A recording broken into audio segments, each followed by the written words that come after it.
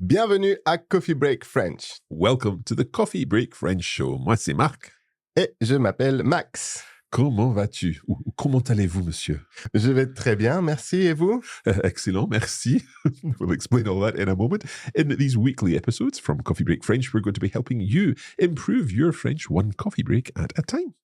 So if you're watching the video on YouTube, remember to subscribe to our channel. And if you're listening to the podcast version, remember also to subscribe on whatever platform you're listening from. Tout à fait. Alors, qu'est-ce qu'on fait aujourd'hui? Tu veux expliquer? Je vais expliquer. Today we're going to talk about tu versus vous. Okay, a fantastic topic, a tricky topic, which is more about culture and understanding than anything else. Exactement. Allez, c'est parti.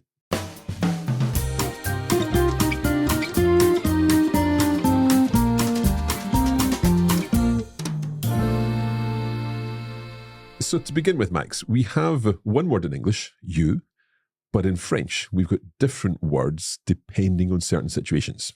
Depending on the you.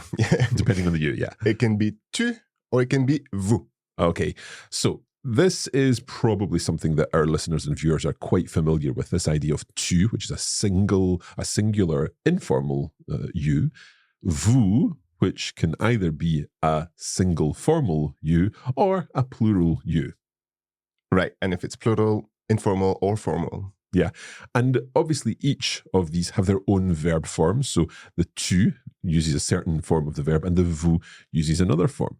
But today we're not really going to talk about it from a grammatical point of view, more about when you know when it's right to use tu and when you know when it's right to use vous. Exactly, and sometimes there's not a clear answer. Exactly. Okay, so in a sense, we've talked about informal, but let's develop this a little more. So vous typically indicates politeness or respect through distance. Yeah, so it's maybe what you would use if you're talking to older people or maybe people in a shop or in a restaurant or something like that. Always, yes. You should address a waiter as vous or someone working, someone in the street if you're asking for directions. Yeah. Okay, so we're using vous for older people, for people we don't know, for people in a situation in a restaurant, in the street, and so on. Basically, strangers. Strangers. Yeah. But we don't use vous with family members. No, we don't. We use tu for family members, friends, and also if you have to speak to a child, like usually it's tu. Okay.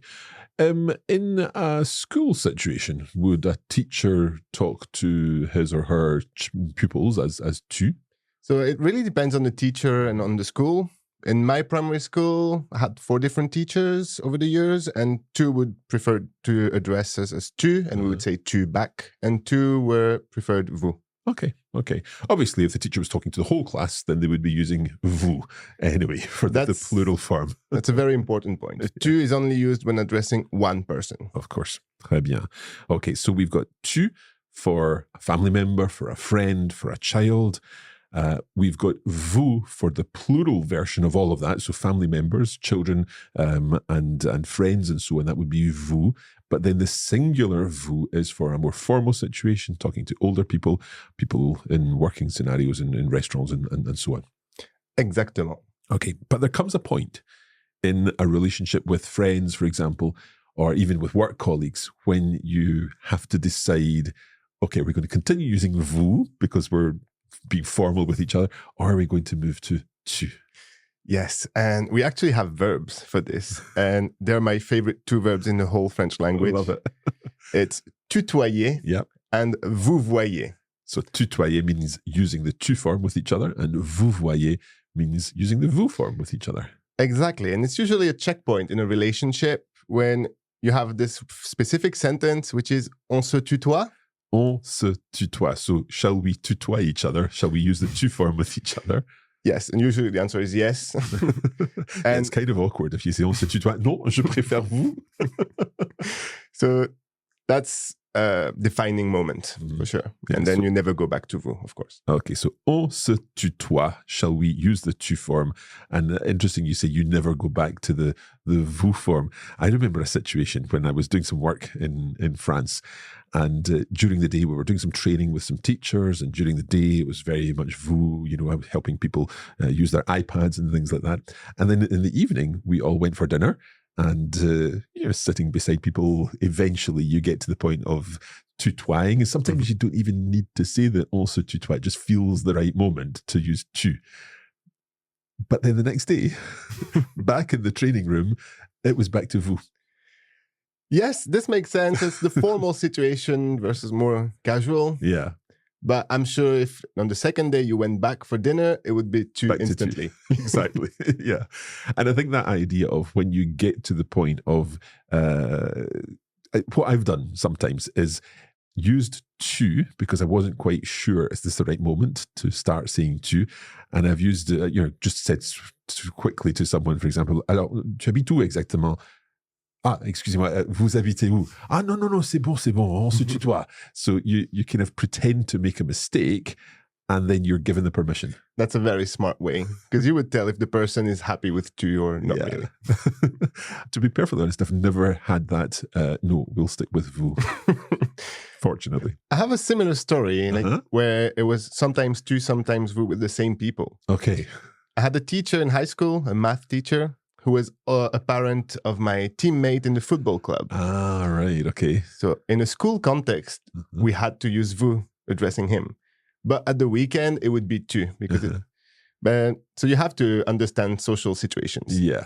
I suppose in a sense, we don't have this in English because we've only got one word for you. Well, in certain parts of the English-speaking world, thou is still used. But in English, what I guess is similar is the idea of using a person's full name, like their surname, like Mrs. Johnson versus Linda when it's at the weekend or something like that. So we've got that distinction. I think that's the closest it gets. Yeah.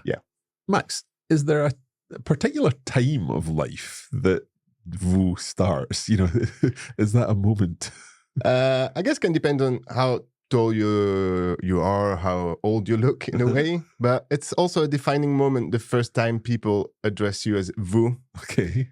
And it can be either traumatic or rewarding depending how adult you feel. Okay. I remember I was about 15 and there was a group of kids, maybe 12-year-old playing football. I asked if I could join and they said, oui, vous pouvez. And I felt very old that day. In a good way or a bad way? In a terrible way, Mark. I think it's only natural that these things happen, but I guess in that situation you wouldn't be called by your second name because people would need to know what that was before. It's almost like, yes, sir, you can. Excellent. And actually, when I started working here at the coffee break, I was thinking, oh, great, it's English. I don't have to overthink how to address my boss. Right? English is much simpler. It's you. Yeah. But of course, you decided to speak French to me. Did I address you as vous?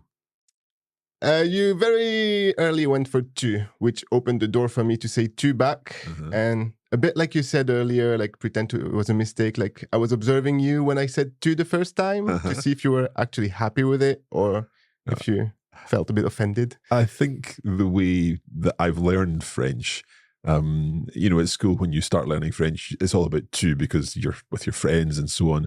And so probably I am more comfortable with tu than I am with vous. But also I think we have quite a friendly atmosphere here at work. So I confirm. As everyone's tu. And what is really interesting is how it changes from one language to another, because I think there are different points in different languages when a formal version disappears and an informal version starts. Exactly. It's very cultural. So for French, it's tu quite quickly. That was fine. Tu quite quickly is fine. Good. So in this episode, we've been talking about the difference between tu and vous, particularly when you reach that point in a relationship, in a working environment and so on, when you think, okay, maybe this is the time to move from vous to tu, and how to do that. We learned that phrase, on se tutoie. Shall we tutoie each other? But I think we'll leave it there. Super.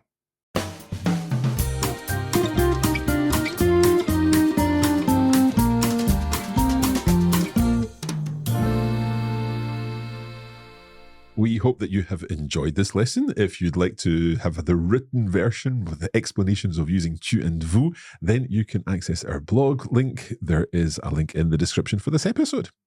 And if you'd like more help with your French, you can sign up to our regular free email lessons. They can be quite grammar-focused or culture, language, etc. To do so, please visit coffeebreaklanguages.com/French. And you can look out for that next mini lesson in your inbox very soon if you sign up.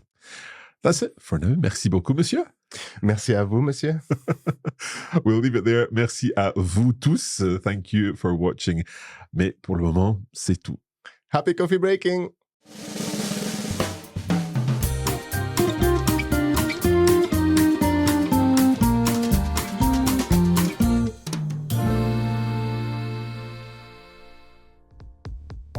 You have been listening to a Coffee Break Languages production for the Radio Lingua Network. Copyright 2023 Radio Lingua Limited. Recording copyright 2023 Radio Lingua Limited. All rights reserved.